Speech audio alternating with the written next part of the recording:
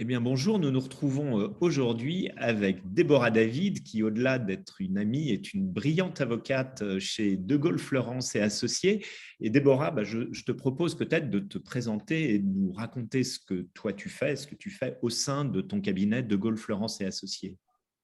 Merci Arnaud. Je suis avocate en droit du travail. Je dirige la pratique droit du travail. Je co-dirige avec mon associé au sein de Gaulle Fleurance et Associés. Et donc, dans notre pratique quotidienne, on va dire qu'on se met le focus sur tout ce qui est restructuration, mais aussi transformation d'entreprise. Donc, on fait du droit du travail général, mais aussi du droit du travail appliqué en fait aux entreprises. On fait finalement le droit du travail fait partie intégrante de la stratégie des entreprises, tout autant que des questions de corporate, de finance, de comptabilité, etc. On essaie de mixer le tout pour aider nos clients entreprises et chefs d'entreprise à trouver une organisation qui leur convienne et surtout à s'adapter à tous les mouvements qui peuvent intervenir dans la vie de l'entreprise. Oui, alors c'est ce qui nous a rapprochés intellectuellement.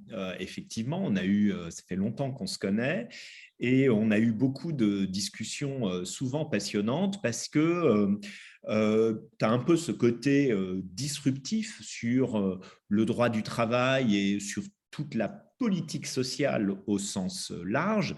Je t'ai demandé d'ailleurs de me faire une contribution dans le livre qui est passionnante parce que tu nous parles de transparence et d'équilibre et puis tu nous donnes un exemple notamment en disant on peut éviter des PSE en mettant des politiques sociales intelligentes.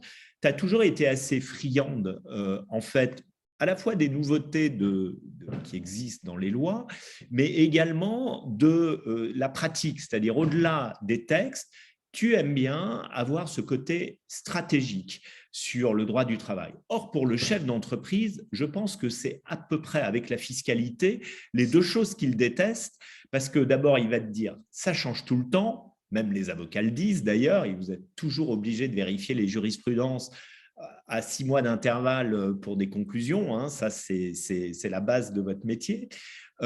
Mais alors toi, tu as effectivement cette vision stratégique à tel point que je t'ai classé dans mon livre, dans le paragraphe allocation des ressources. Je pense que ça ne t'a pas déplu.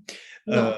Voilà, parce que je considère qu'au même titre que le capital financier, le capital humain et les ressources humaines sont des ressources clés pour le monde de l'entreprise. Alors, explique-nous comment tu as élaboré cette practice et cette approche qui t'est très personnelle en fait. C'est par la pratique. C'est vrai que moi, on m'a souvent dit, parce que j'ai toujours beaucoup travaillé pour des entreprises internationales, et je me retrouvais bien souvent toute seule avec mon petit drapeau français à vendre finalement le droit du travail français, alors qu'on me disait « Oh non, non, mais le droit du travail, c'est tellement compliqué et c'est tellement pas flexible. » Alors, c'est vrai que quand j'ai commencé, c'était pas un droit qui était très flexible. Moi, j'ai commencé à peu près en même temps que les lois Aubry en fait, j'ai bien commencé. J'ai commencé là où ça commençait à devenir intéressant. Et là, on pouvait commencer à faire des choses passionnantes grâce au droit du travail. Au fil de l'eau, depuis les années 2000, c'est vrai que le droit du travail s'est flexibilisé et est devenu une composante à part entière du droit des affaires. Moi, quand j'ai commencé, c'est vrai qu'en général, on m'appelait sur les audits en disant « Bon, finalement, droit du travail, tu as un truc à rajouter ?» C'était pas hyper passionnant, mais je me suis rendu compte que déjà, le droit du travail, c'est le droit des hommes et des femmes qui contribuent à créer de la valeur au sein de l'entreprise. Donc, ce n'est pas une composante accessoire. C'est une composante qui est indispensable à l'entreprise et qui est fondamentale. Le droit du travail est au cœur de l'entreprise.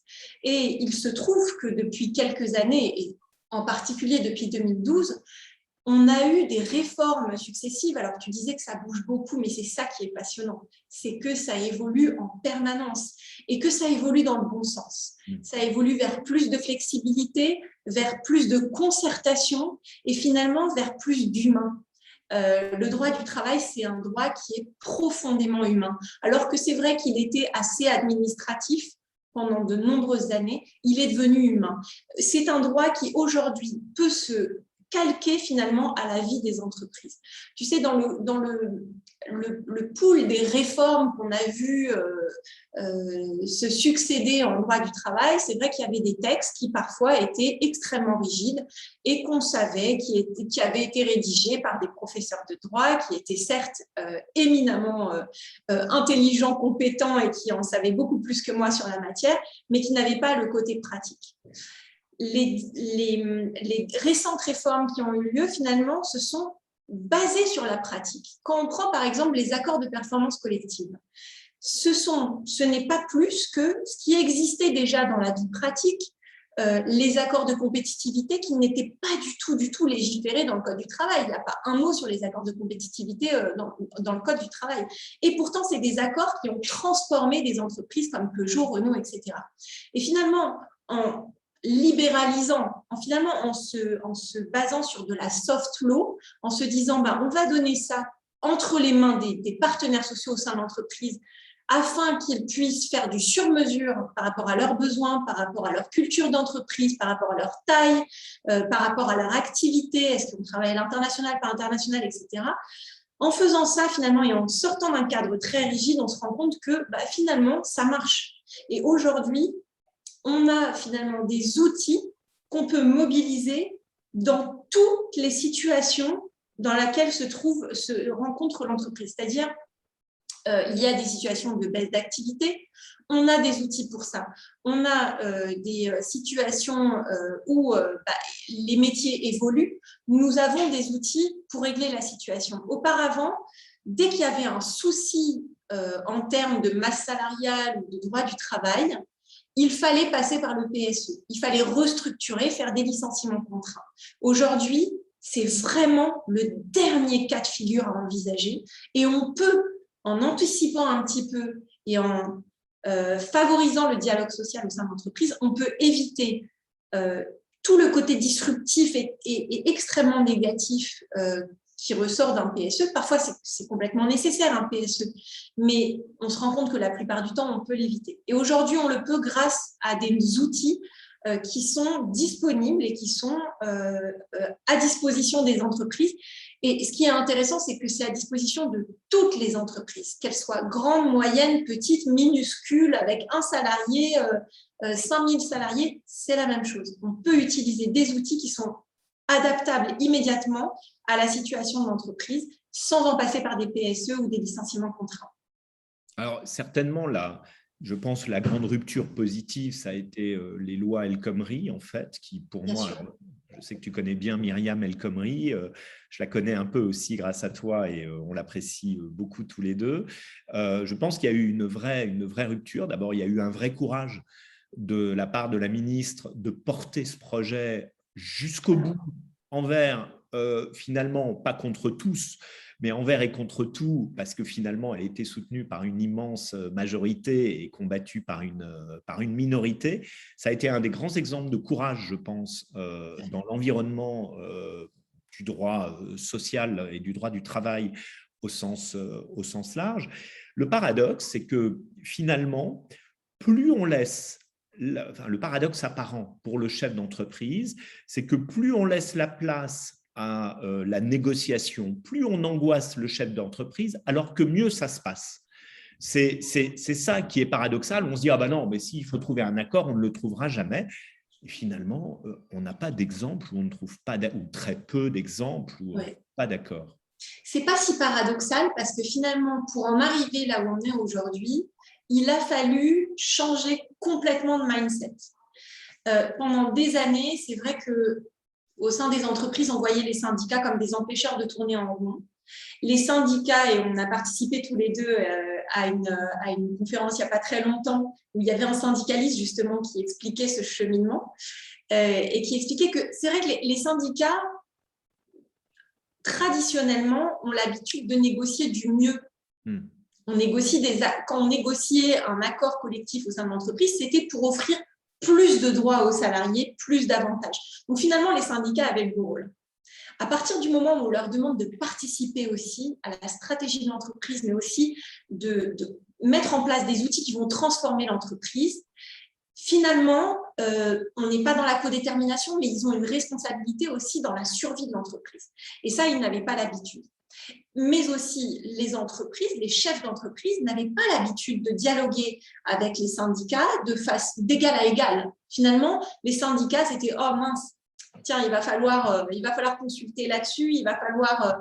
puis on va essayer de leur cacher le plus de choses possible parce qu'on ne veut surtout pas qu'ils soient au courant de ce qui se passe parce que sinon, il va y avoir du remous, ils vont faire des grèves, etc. » Il a fallu changer de mindset dans les deux sens. Les syndicats ont dû se mettre un petit peu dans les chaussures du chef d'entreprise et le chef d'entreprise a dû finalement donner de la matière, de l'information, partager des constats avec les syndicats, ce qui n'était pas du tout évident au départ.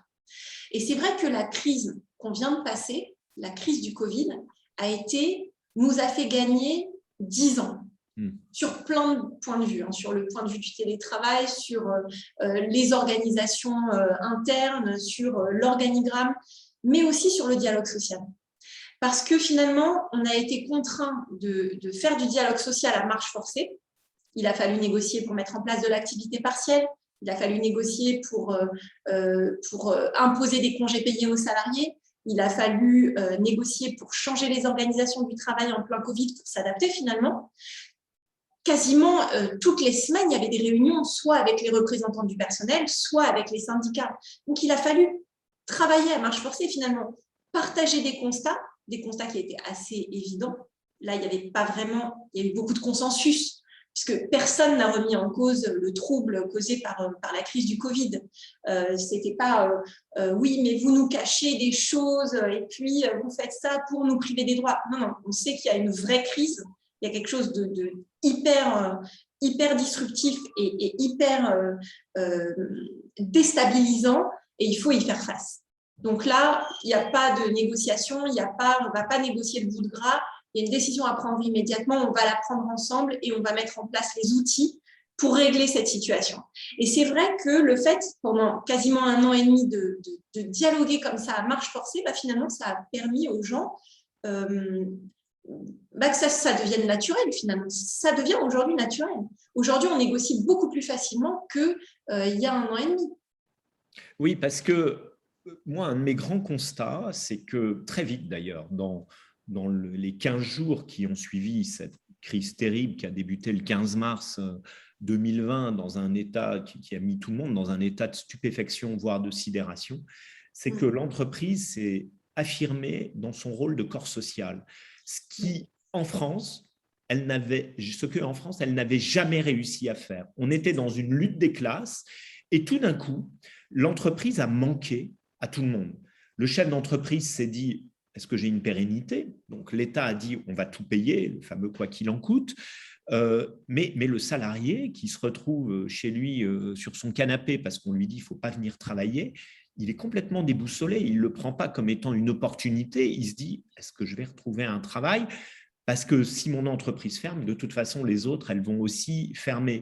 Et je pense que ça, c'est un gros gain pour le futur. Et alors, justement, j'aimerais savoir, qu'est-ce que tu conseilles aux chefs d'entreprise pour rester… Ça, c'est un acquis fondamental. Il ne faut pas le détruire, cet acquis.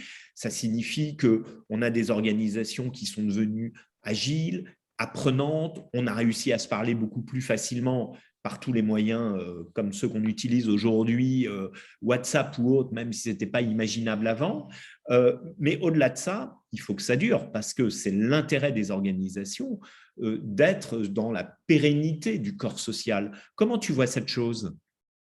Je pense effectivement, il y a eu, paradoxalement, il y a eu un temps d'arrêt pour tout le monde. On a tous été en confinement, on a tous été hyper déstabilisés, mais il y a eu un temps d'arrêt. Et finalement, ce temps d'arrêt, ça a été une opportunité incroyable. À quel moment est-ce que chef d'entreprise ou professionnel ou n'importe qui a la possibilité de s'arrêter et de constater ce qui se passe et de faire un bilan? Ça n'arrive quasiment jamais. Et ça a été une opportunité incroyable pour les entreprises qui ont pu constater et vérifier et faire une espèce d'introspection et de bilan en se disant « alors ça, c'est fondamental, ça, c'est important dans mon organisation, ça l'est beaucoup moins ». Et une fois que ce constat a été fait, bah, il y a le temps de la réflexion. Une fois qu'on a ce constat entre les mains, qu'est-ce qu'on en fait? Bah, faut transformer. Faut transformer pour se dire, bah, on va allouer les ressources là où c'est indispensable et nécessaire et où on voit de la croissance. Et pour tout ce qui n'est pas nécessaire, eh ben, on va s'en séparer. Il y a eu énormément de carve-out. Il y en a beaucoup en ce moment des carve-out, c'est-à-dire que les entreprises se sont dit, bon, bah, alors voilà, on a plusieurs activités, on va se focaliser sur notre core business ou alors on va développer une activité à laquelle on n'avait pas pensé et on va allouer des ressources et au contraire, on va se séparer d'un certain nombre d'activités qu'on considère qui ne sont plus dans le cœur de notre activité et qui ont une faible valeur ajoutée. Mais même au sein des organisations, on s'est rendu compte, pour certains malheureusement, qu'il y avait un certain nombre de managers de proximité qu'on pensait indispensables. Et finalement, on s'est rendu compte que bah, non, ils n'étaient pas du tout indispensables et que ceux qui apportaient véritablement la valeur, c'était bah, toutes les petites mains finalement au sein des entreprises. Et on l'a vu, alors on le savait tous, on l'a vu de façon générale et de façon macro. On l'a vu à l'échelle du pays, surtout les métiers déconsidérés, les métiers du nettoyage, les caissières de supermarché, évidemment le personnel soignant. Et on s'est rendu compte que bah, c'est la première ligne qui est le plus important finalement. Mais ça s'est aussi passé au sein des entreprises. On s'est dit, bah, tiens, lui, il apporte vraiment, c'est lui qui est sur la machine, qui connaît exactement le fonctionnement de cette machine et qui peut faire fonctionner le tout. Et finalement, son manager qui est là pour lui dire « Oh bah mince, t'es arrivé avec 5 minutes de retard », il n'apporte pas tant de valeur que ça. Et en fin de compte, une fois que ces constats ont été faits, bah, c'est le moment maintenant de transformer. Qu'est-ce qu'on va faire avec ces managers dont on se rend compte que finalement, ils sont moins indispensables qu'auparavant, ou finalement le présentiel n'est plus aussi valorisé qu'auparavant? Bah, ces gens-là, on va les former. On va les adapter, on va transformer l'organisation de sorte que chacun puisse trouver sa place et on va faire un espèce de jeu de puzzle. Mais pour ça, bah, il faut mettre en place du dialogue social, il faut avoir du dialogue social, il faut transformer l'entreprise, mais de façon concertée. Il n'est pas question là de parler de restructuration ou de licenciement contraint, de choses comme ça. Parce qu'un licenciement contraint, quand on met en place un PSE dans une entreprise, même si on appartient en tant que salarié à une catégorie professionnelle qui n'est pas menacée, c'est forcément un traumatisme. Et ça s'en ressent sur la productivité, ça s'en ressent sur aussi la confiance qu'on porte à l'entreprise. L'entreprise n'a pas su protéger finalement ses enfants. Parce que moi, ce que j'ai constaté auprès des chefs d'entreprise, c'est que, notamment dans la crise du Covid, il y a eu un sentiment de paterfamilias qui s'est développé et qui s'est complètement exacerbé. C'est-à-dire qu'il a fallu qu'on prenne soin, au sens premier du terme, soin au sens santé et sécurité, de chacun des collaborateurs. Ce qui n'était pas forcément le premier réflexe des chefs d'entreprise avant la crise. Là, tout le monde s'est senti, les chefs d'entreprise se sont sentis responsables de la santé et de la sécurité des collaborateurs. Mais ce n'est pas seulement la santé et sécurité vis-à-vis du Covid, c'est aussi vis-à-vis de l'avenir des collaborateurs. Et on a vu au sein des organisations de plus en plus de plans de formation se mettre en place. Moi, je sais que mes clients sont de plus en plus à l'écoute quand je leur parle de plans de formation, quand je leur parle de gestion des emplois et des parcours professionnels. Alors qu'auparavant, ça les embêtait. Les embêtait. Aujourd'hui, non, ça les embête plus du tout. Ils savent que c'est indispensable et ils se sentent responsables. Et quand je parle de responsabilité, je ne parle pas seulement de responsabilité pénale, parce que ça a un peu faussé le débat, parce qu'on en a aussi beaucoup parlé, de la responsabilité pénale des entreprises, des chefs d'entreprise. Je ne parle pas de ça, je parle de ce sentiment le sentiment de paterfamilias. On a besoin de protéger ses collaborateurs et il faut que chacun se sente à sa place.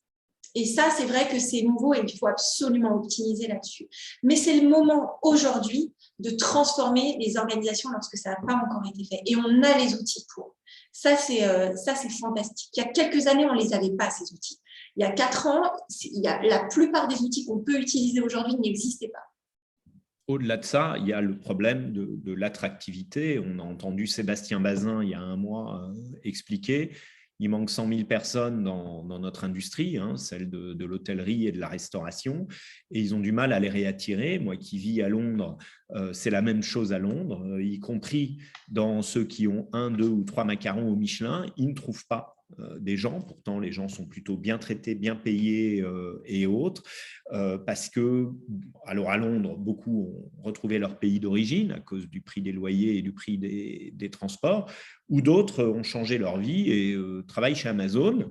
Et c'est pas une blague, c'est le cas pour beaucoup, et se disent j'ai mes soirées, j'ai mes week-ends, je les avais pas avant, finalement je préfère cette vie que celle que j'avais avant.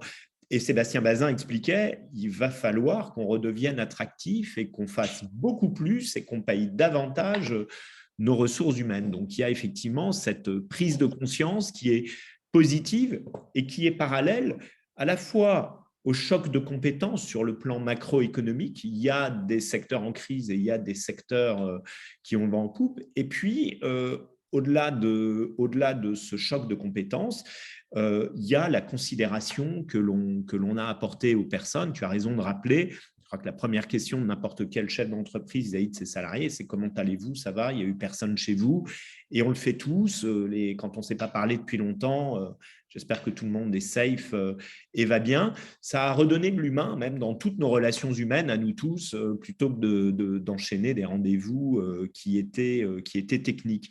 Et je crois que le gain, finalement, c'est le gain de nos organisations, qui sont beaucoup plus agiles qu'avant, certainement plus apprenantes.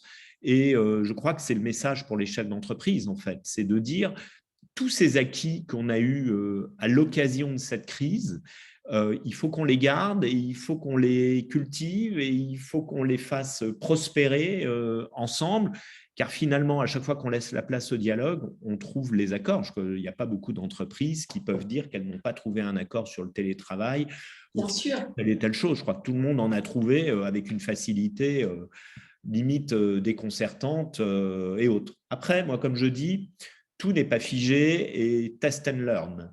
Je pense qu'il faut évaluer régulièrement un petit peu toutes les modifications d'organisation. Je crois que c'est important. Mais tu vois, ce que tu dis est très important parce que je parlais tout à l'heure de la gestion des emplois et des parcours professionnels. C'est une obligation dans les entreprises de faire un bilan comme ça de façon régulière et au moins tous les 3 ans. Et c'est tellement important finalement parce que qu'est-ce qu'on fait quand on met en place, quand on négocie ce type d'accord? Eh bien, la première chose à faire, c'est de faire une cartographie des métiers. Qui fait partie de mon entreprise? Comment est-ce qu'on catégorise les métiers? Est-ce que ce sont des métiers qui sont à risque? Est-ce qu'il y a des métiers en tension? Est-ce que les métiers qui sont au sein de mon organisation vont me servir demain? Est-ce que ces métiers-là peuvent être transformés, formés, adaptés, etc. Et finalement, le fait de faire ce bilan et cette cartographie tous les 3 ans, c'est extrêmement intéressant. D'abord parce qu'on apprend beaucoup de choses sur qui compose notre entreprise. Parce que bien souvent, les chefs d'entreprise, surtout dans les plus grosses entreprises, on ne connaît pas véritablement tous les talents, finalement, dont disposent nos salariés. On met les gens dans des cases. Bon, alors, celui-ci, il fait ça, celui-ci fait ça, celui-ci fait ça. Mais on ne sait pas que celui-ci, il a déjà fait dans une autre vie de l'ébénisterie et que c'est un master, voilà, et qu'on pourrait utiliser cette compétence différemment. Et le fait de faire cette cartographie, ce diagnostic de façon régulière, c'est extrêmement intéressant et enrichissant pour l'entreprise. Mais c'est vrai qu'aujourd'hui, le droit du travail est suffisamment agile et suffisamment flexible, et on est vraiment dans le règne de la soft law, pour créer des outils qui sont complètement adaptés et sur mesure aux besoins de l'entreprise. Et ça, malheureusement, et c'est aussi la raison pour laquelle j'ai accepté évidemment de participer à ton ouvrage, c'est que peu de chefs d'entreprise en ont conscience. Ouais. Beaucoup sont restés dans les anciens mindsets en disant non, mais le droit du travail, on ne peut rien faire. On peut faire tellement de choses avec le droit du travail. C'est invraisemblable ce qu'on peut faire et on ne l'aurait pas imaginé il y a 4 ans de ça. Aujourd'hui, on peut faire du sur-mesure en termes d'organisation du travail, en termes de rémunération, en termes de locaux. en termes de mobilité professionnelle des salariés. On peut faire tellement de choses à condition de respecter les partenaires sociaux, encore une fois, de partager les constats et de négocier d'égal à égal. L'idée, ce n'est pas du tout de tordre le bras aux syndicats, ça ne marche pas, ça ne marchera jamais. L'idée, c'est de partager les diagnostics et de trouver un consensus qui aille dans le bon sens et qui soit gagnant-gagnant. Gagnant pour les entreprises, gagnant pour les salariés. Tu vois, on a négocié pas mal d'accords de performance collective pendant la crise Covid pour certaines entreprises qui, malheureusement, n'arrivaient pas, malgré toutes les mesures d'activité partielle, de PGE, etc., n'arrivaient pas à s'en sortir et on a dû demander à des salariés de faire des efforts. Parfois, de faire des efforts, pas forcément financiers, mais par exemple de déménager les locaux. Une fois qu'on a dit ça et qu'on finalement on demande à des salariés de faire ce type d'effort et finalement on va les contraindre à faire ces efforts puisque aujourd'hui il n'y a plus besoin avec les accords de performance collective de solliciter le salarié pour obtenir son accord, etc. Alors il faut toujours obtenir son accord, mais disons que le refus n'est plus constitutif d'un licenciement pour motif économique. Bon, une fois qu'on a dit ça, on demande à quelqu'un de faire un effort, c'est normal que de l'autre côté, on offre une perspective, même si ce n'est pas une contrepartie immédiate. C'est-à-dire que la contrepartie immédiate, elle est très dure aujourd'hui à fournir. On ne va pas dire aux salariés, bon alors on accepte, on te demande de déménager et puis on va te filer une super prime pour que tu puisses te prendre un super appart à côté de ton nouveau lieu de travail. Ce n'est pas possible aujourd'hui. Mais c'est possible de se dire, en contrepartie de cet effort, qu'on considère comme étant important, eh bien, on va mettre en place un accord d'intéressement, un accord de participation qui font que dès que l'entreprise va revenir sur les rails et dès qu'il y aura de nouveau de la valeur ajoutée, on va la partager avec les salariés. Et ça, c'est hyper encourageant parce que non seulement le salarié ne se retrouve pas comme étant finalement privé d'un droit, mais on se dit, bon, j'ai fait un effort, mais demain, je vais être récompensée. Et j'ai envie de travailler 2 fois plus parce que moi, je veux la toucher, ma prime d'intéressement. Tu vois, donc, voilà, il faut juste se respecter les uns les autres. Et je pense que c'est le cas aujourd'hui. On est beaucoup moins dans l'espèce de manichéisme. Enfin, moi, à l'époque de Continental notamment, c'était patron voyou et les salariés exploités. C'est fini tout ça. Oui. Non, mais je crois que c'est derrière nous. C'est comme les 35 heures. Tout le monde s'est idéologiquement opposé aux 35 heures, mais la contrepartie énorme des 35 heures, tout le monde l'oublie. Mais je suis un peu plus vieux que toi, donc moi, à mon époque où je les ai vus s'appliquer, avant, on avait un problème, c'est qu'il n'y avait pas d'annualisation du temps de travail et que la contrepartie des 35 heures, ça a été l'annualisation du temps de travail, ce qui a été un avantage de flexibilité colossal pour les entreprises, notamment celles qui avaient des activités assez saisonnières, en fait, avec une saisonnalité dans les cycles et que ça permettait de lisser les périodes hautes et basses avec des préavis finalement assez faibles, ce qui permet de signer aujourd'hui des accords sur le temps de travail qui sont absolument fantastiques.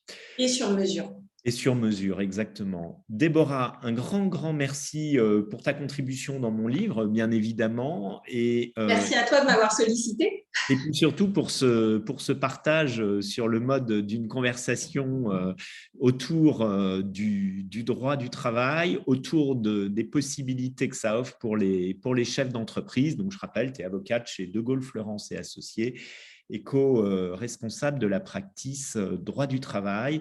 Un immense merci et à très bientôt, Déborah. Merci. Merci beaucoup.